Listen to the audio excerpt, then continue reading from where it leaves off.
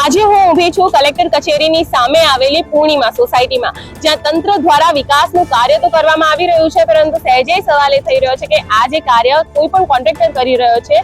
એને ચાલુ રસ્તાની અવરજવર પર કર્યો છે। જી હા, આ જે રોડ આવેલો છે એને મોટો કરવા માટે જે સાઈડ પર ઝાડવા આવેલા છે એમને કાપવામાં આવી રહ્યા છે, પરંતુ જે કોન્ટ્રાક્ટર છે એની વિચારસરણી એવી છે કે ચાલુ રસ્તાને બંધ કર્યા વગર, કોઈ પણ પ્રકારની જાહેર નોટિસ આપ્યા વગર એને આ કાર્ય શરૂ કરી દીધું છે। અને જે રોડ પર ઝાડ પડ્યું છે, જે હાલ પૂર્ણિમા સોસાયટીના કમ્પાઉન્ડ વોલ પર પડ્યું છે, પરંતુ તમે એક ક્ષણે વિચારો કે આ જે ઝાડ છે એ ચાલુ રસ્તા પર પડ્યો હોત તો, અને કોઈ મોટી દુર્ઘટના સર્જાઈ હોય તો। આવી જે પરિસ્થિતિઓ સર્જાય છે જેનાથી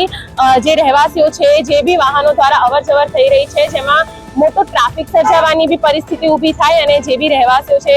એમને પણ હાલાકીનો સામનો કરવો પડે। જે રહેવાસીઓ છે એમના દ્વારા વન વિભાગ અધિકારીને અને બીજા ઘણા અધિકારીઓને આ વિશે જાણ કરવામાં આવી છે, પરંતુ જાણે ઘોર નિંદ્રામાં હોય આ જે કાર્ય થયું છે એના માટે કોઈ પણ એક્શન લેવામાં આવ્યા નથી અને કોઈ પણ અધિકારીએ અહીંયા આવીને જોવાની પણ તસલ્લી નથી કરી।